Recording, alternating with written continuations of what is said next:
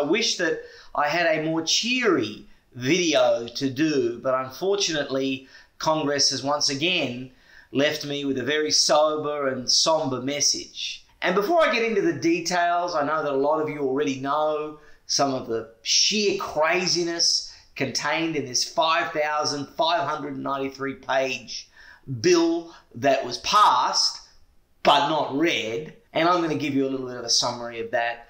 But I want to put this into context. And I want you to think about where we are. Okay, this is 2020.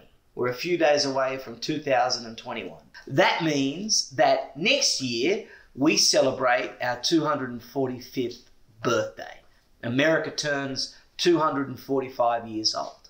Now, if you go and ask any historian about the Roman Empire, about other great nations, other incredible civilizations previously, they'll tell you that those nations tend to last between 230 and 270 years. And you can do the math. It's simple arithmetic. That means that America is right in the kill zone. We're in a really precarious position.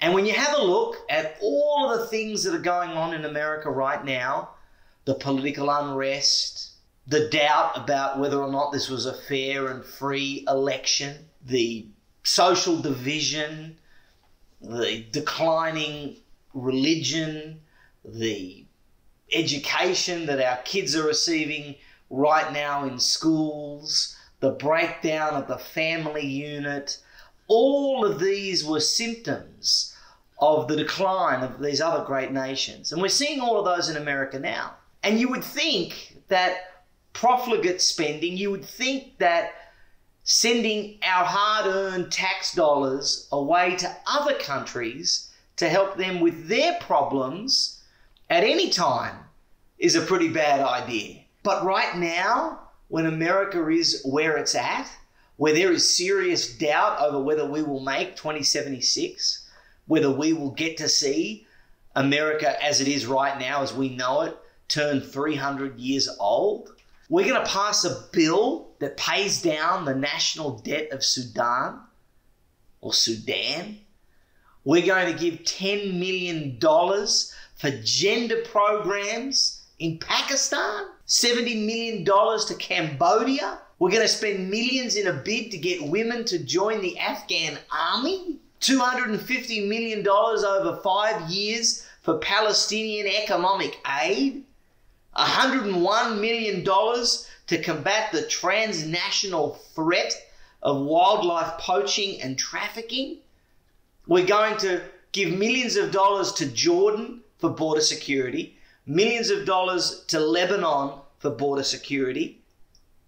This bill's great for Jordanians and Egyptians and Tunisians and Pakistanis, but it's terrible for Americans. $600. $600.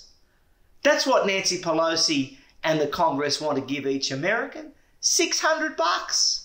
Not the $2,000 that the president has been asking for. And again, what an amazing president, out tonight, fighting for us, putting our interests first, asking the Congress to amend what they passed, to give every American $2,000. It is unbelievable. We're told it's immoral for us to have border security, but we're more than willing to ship off millions and millions of dollars to other places so that they have border security. I mean, you can't make this stuff up. You wouldn't read about it, literally, unless you read, of course, today's newspapers in America. It is unbelievable. Our lawmakers have wrong priorities, and the way that we are going means that the great American experiment that we know and that we love is very unlikely to make 300 years, and that is terribly sad. Of course, we are an optimistic people. It is American to believe that tomorrow will be better than yesterday, and we're going to continue to fight as hard and as long as we have. We must endure, to quote Winston Churchill. I wish you and your families a very Merry Christmas and an abundantly happy, healthy, and prosperous New Year in 2021.